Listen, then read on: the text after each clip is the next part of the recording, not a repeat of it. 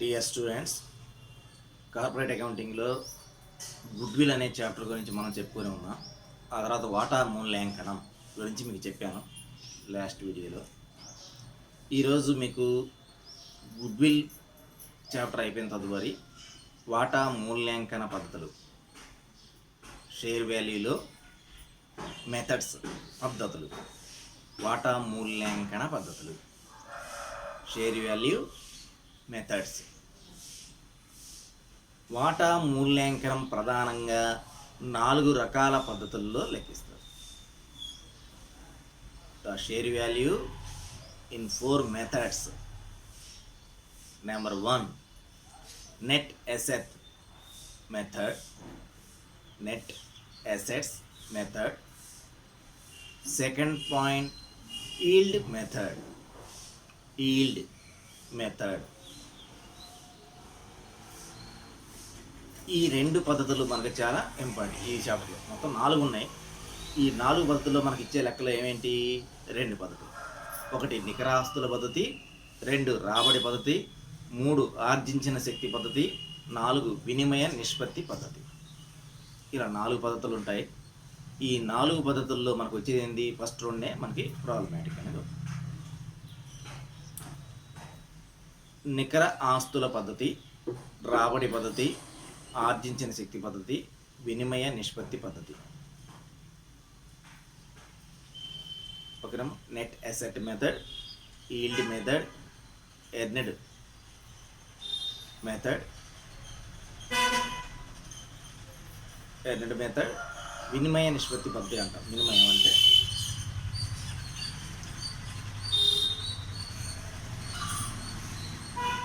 ఈ పద్ధతుల్లో మనం ఫస్ట్ పద్ధతి నికర ఆస్తుల పద్ధతి. నికర ఆస్తుల పద్ధతి first point, net asset method. దీంట్లో ఈ పద్ధతిని సమంజసమైన విలువ పద్ధతి, మూల్యాంకన విలువ పద్ధతి అని కూడా అంటారు. కంపెనీ పరిమితి చెందే వాటా విలువ, పరిమితి చెందే వాటా విలువ ఎంత ఉండాలి ఈ పద్ధతి అనేది తెలుపుతుంది. కంపెనీకి సంబంధించిన వాటాల యొక్క పరిమితి ఎంత ఉండాలి అనేది ఇది తెలియజేస్తుంట. అంటే 5,000 వాటాలు ఉండాలా, 4,000 వాటాలు ఉండాలా, 3,000 వాటాలు ఉండాలా అనేది ఈ యొక్క నికరాస్తుల పద్ధతిలో ఈ యొక్క పద్ధతి తెలియజేస్తూ ఉంటుంది. ఒక వాటా విలువ తెలియదు. ఈ పద్ధతి సాధారణంగా సంయోగము పథకమును రూపొందించడానికి, నియంత్రణ అధికారాలు తెలియజేయడానికి, వాటాలను కొనుగోలు చేయడానికి లేదా అమ్మటానికి, లేదా కంపెనీ రద్దు చేయడానికి, వాటాదారులకు చెల్లింపులు చేయడానికి నికర ఆస్తుల పద్ధతి అనేది మనం లెక్కించడం అనేది జరుగుతూ ఉంటుంది. స్థిరాస్తులను అమ్మక విలువ ప్రకారం పునర్మూల్యాంకనం చేయాలి. స్థిరాస్తులను అమ్మకపు విలువ ప్రకారం అంటే మార్కెట్ వాల్యూ ప్రకారం మూల్యాంకనం చేయాలి. సెకండ్ పాయింట్, పెట్టుబడులను మార్కెట్ విలువ ప్రకారం గుణించాలి. పెట్టుబడులను మార్కెట్ విలువ ప్రకారం గుణించవలసి ఉంటుంది. అట్లానే ఇన్వెంటరీ విషయంలో తయారైన సరుకులను మార్కెట్ ధర ప్రకారం లెక్కించవలసి ఉంటుంది. వసూలు బిల్లులు కానీ, రుణగ్రస్తులు కానీ, రాని బాకీలు కానీ, ఏర్పాట్లు కానీ, రాని బాకీల ఏర్పాటు కానీ, ఇలాంటివన్నీ కూడా లెక్కలోకి తీసుకోవాల్సి ఉంటుంది. వ్యాపారేతర ఆస్తులు వాటి మార్కెట్ విలువ ప్రకారం తీసుకుంటాం. పేటెంట్లు, ట్రేడ్ మార్కులు కూడా మార్కెట్ విలువ ప్రకారం తీసుకుంటాం. చిల్లర మల్లర వ్యయాలు ఇవి కూడా వాటి జారీపై కమిషను, ప్రాథమిక ఖర్చులు, డిస్కౌంట్, లాభ నష్టాలు, డెబిట్ నిల్వలు మొదలైన వాటిని కూడా వదిలివేయాలి. చిల్లర మల్లర వ్యయాలు, ప్రాథమిక ఖర్చులు, వాటాల జారీపై కమిషన్, డిస్కౌంట్, లాభ నష్టాల ఖాతా, డెబిట్ నిల్వలు వీటి మొత్తాన్ని వదిలివేయాలండి, లెక్కలో తీసుకోకూడదు. గుడ్విల్ లెక్కలోకి తీసుకోవాలి. గుడ్విల్ను లెక్కలోకి తీసుకోవాలి. అట్లానే నిర్వహణ గుడ్విల్ కానీ, మార్కెట్ ధర ప్రకారం విలువ కానీ లెక్కలోకి తీసుకోవడం అనేది జరుగుతూ ఉంటుంది. నికర ఆస్తుల పద్ధతిలో, నికర ఆస్తుల పద్ధతిలో నెట్ అసెట్ మెథడ్లో ఈ పద్ధతిని సమంజసమైన విలువ పద్ధతి, మూల్యాంకన విలువ పద్ధతి అని అంటారు. ఒక్కొక్క కంపెనీ పరిమితి చెందితే వాటా విలువ ఎంత ఉంటుంది అనేది ఈ పద్ధతి ద్వారా మనం తెలుసుకుంటూ ఉంటాం. ఈ పద్ధతి నికరాస్తుల విలువను కనుగొని దాన్ని వాటా సంఖ్యలతో భాగిస్తే ఒక్కొక్క వాటా యొక్క విలువ అనేది తెలుస్తుంది. ముందు వాటా యొక్క విలువ కనుక్కొని దాన్ని వాటాల యొక్క సంఖ్య చేత భాగించాలట. అలా భాగిస్తే వచ్చేదే వాటా మూల్యాంకన విలువ. ఓకేనా? అట్లానే మీ యొక్క బోర్డు మీద మీకు ఆల్రెడీ చూపించి ఉన్నాను. బోర్డు మీద మీకు ప్రవర్మ నికర ఆస్తుల పద్ధతిలో వాటా మూల్యాంకనం, నికర ఆస్తుల పద్ధతిలో వాటా మూల్యాంకనం వివరములు, ఇంద్రకాలం, ఆటకాలం మొత్తం దాంట్లో గుడ్ విల్ మార్కెట్ విలువ ఇంటూ పేటెంట్లు, కాపీ రైట్స్ మార్కెట్ విలువ ఇంటూ స్థిర ఆస్తులు ఫిక్స్డ్ అసెట్స్ డైరెక్ట్గా అవుటర్ కాలంలో ఇంటూ ప్రస్తుత ఆస్తులు కరెంట్ అసెట్స్ అవుటర్ కాలంలో ఇంటూ వ్యాపారేతర ఆస్తులు డైరెక్ట్గా అవుటర్ కాలంలో ఇంటూ అన్ని రకాల పెట్టుబడులు ఆల్ ఇన్వెస్ట్మెంట్స్ అవుటర్ కాలంలో ఇంటూ బ్యాంక్లో నిల్వ, నగదు నిల్వ, bank balance, cash balance into ఇవన్నీ ఏంటి మనకి ఆస్తులకు సంబంధించిన అంశాలు. అంటే మీకు బ్యాలెన్స్ షీట్ అనేది ఇవ్వడం జరుగుతూ ఉంటుంది. ఆ బ్యాలెన్స్ షీట్లో ఎటుగా చూడాలి, ఫస్ట్ అసెట్స్ వైపు చూడాలి, దానికి అడ్జస్ట్మెంట్లు కూడా ఉంటాయి.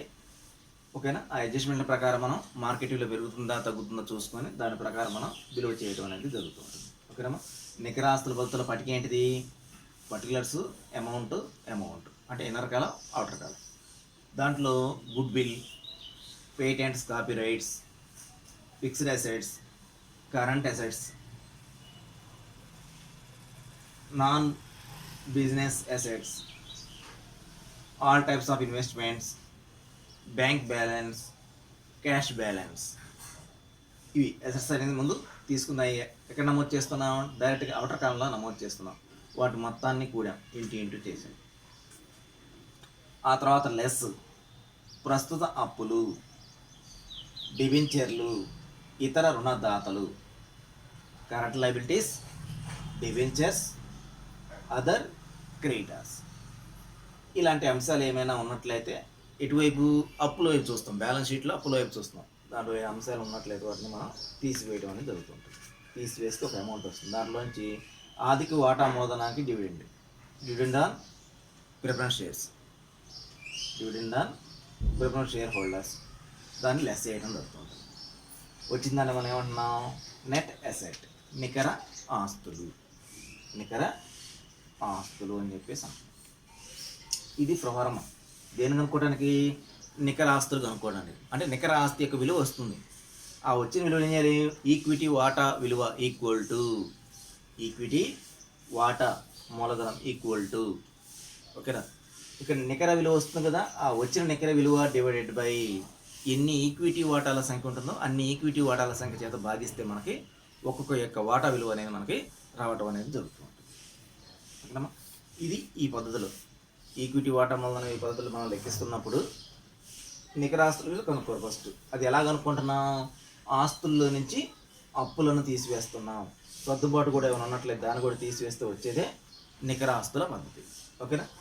చూడండి, ఇక్కడ మనం అప్పులు గుడ్ విల్, పేటెంట్లు, కాపీ రైట్లు, స్థిర ఆస్తులు, ప్రస్తుత ఆస్తులు, వ్యాపారేతర ఆస్తులు, అన్ని రకాల పెట్టుబడులు, బ్యాంక్ నిల్వ, నగదు నిల్వ, ఆస్తులు మొత్తం కూడా ఒక అమౌంట్ వస్తుంది. ఆ అమౌంట్ నుంచి మళ్ళీ లెస్ తీసివేయాలి. ఏంటి? అప్పులకు సంబంధించి ప్రస్తుత అప్పులు, డిబెంచర్లు, ఇతర రుణదాతలు, ఓన్లీ ప్రస్తుత అప్పులు మాత్రం ఇవన్నీ కూడా ఇది తీసివేసాం. దాంట్లోంచి అధిక వాటా మూలధనానికి డివిడెండ్ కూడా తీసేసాం. ఏమొచ్చింది మనకి? నికరాస్తి వచ్చింది. ఆ నికరాస్తి వచ్చిన తర్వాత ఒక అమౌంట్ వస్తుంది కదా. సపోజ్ ఒక 2 లక్షల రూపాయలు, 3 లక్షల రూపాయలు వచ్చింది. ఆ 2 లక్షల రూపాయలు డివైడెడ్ బై ఒక 10,000 ఈక్విటీ వాటాలు ఉన్నాయనుకోండి, 2 లక్షలు బై 10,000 ఈక్విటీ వాటాలు అని డివైడ్ బై చేసుకుంటే ఒక్కొక్క యొక్క వాటా యొక్క విలువ అనేది మనకి రావడం అనేది జరుగుతూ ఉంటుంది. ఓకేనమ్మా? ఇట్లా నికర ఆస్తుల పద్ధతులు మనం లెక్కించడం అనేది జరుగుతూ ఉంటుంది. ఇది మనం గమనించాలి. పైన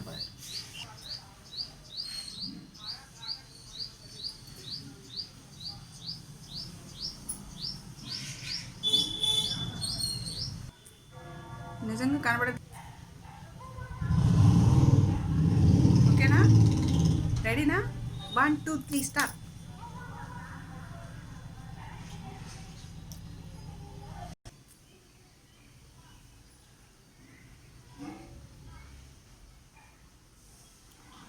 ఓకేనమ్మా, ఇలా మనం నికరాస్తుల పద్ధతిలో మనం లెక్క చేయటం అనేది జరుగుతూ ఉంటుంది. నెట్ అసెట్ మెథడ్లో this method is also noun as asset backing method, assets backing method, balance sheet method, real value method or breakup value method. Under this method, the valuation may be made either on a going concern basis, backup value basis.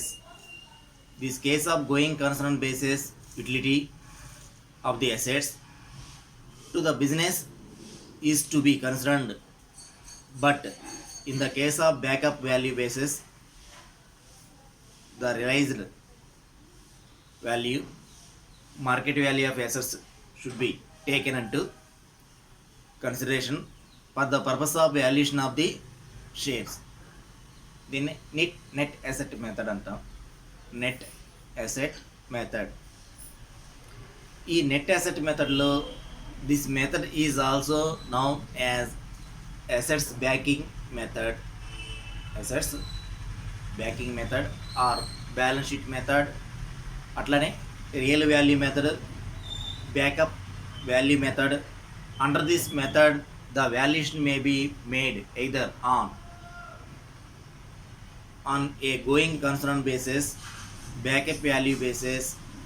In this case of going concern basis, utility of the assets to the business is to be considered, but in the case of backup value basis or realized value, market value of assets should be taken into consideration for the purpose of valuation of the shares.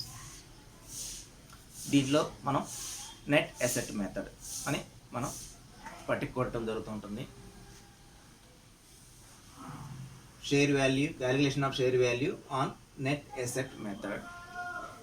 Particulars amount దాంట్లో goodwill, patents, copyrights, fixed assets, current assets, non business assets, all types of investments, bank balance, cash balance. ఇవన్నీ కూడా మనకి outer కాలం into వాటి మొత్తాన్ని మనం total వేయడం జరుగుతుంది.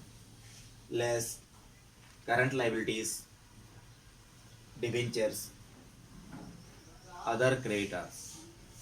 ఇవి ఇన్నర్ కాలంలో వేసి అవుటర్ కాలంలో వేయడం నమోదు చేయడం జరుగుతుంది. Less dividend on preference share capital, దాన్ని కూడా మనం లెస్ చేస్తున్నాం. వచ్చేదాన్ని మనం నెట్ అసెట్. ఈ నెట్ అసెట్ వాల్యూ వచ్చిన తర్వాత ఒక వాల్యూ వస్తుంది కదా, సపోజ్ 2 lakhs వచ్చింది నెట్ అసెట్ వాల్యూ. ఆ వచ్చిన equity share value equal to net asset by number of equity shares. Net asset 2 lakhs వచ్చింది, నెంబర్ ఆఫ్ ఈక్విటీ షేర్స్ ఒక 10,000 ఉంది. 2 lakhs బై 10,000 వేస్తే మనకి ఈక్విటీ షేర్ వాల్యూ అనేది మనకి రావడం అనేది జరుగుతుంది. ఇలా మనం నెట్ అసెట్ మెథడ్లో ఈ యొక్క ఈక్విటీ షేర్ వాల్యూ మనం క్యాలిక్యులేట్ చేయడం అనేది జరుగుతూ ఉంటుంది. ఒకటి సార్ ఈ థియరీ పార్టీ గట్ట ముందు గమనించండి ఒక వీడియోని. రేపటి నుంచి మనం ప్రాబ్లమాటిక్ అనేది చేయడానికి ప్రయత్నం చేద్దాం.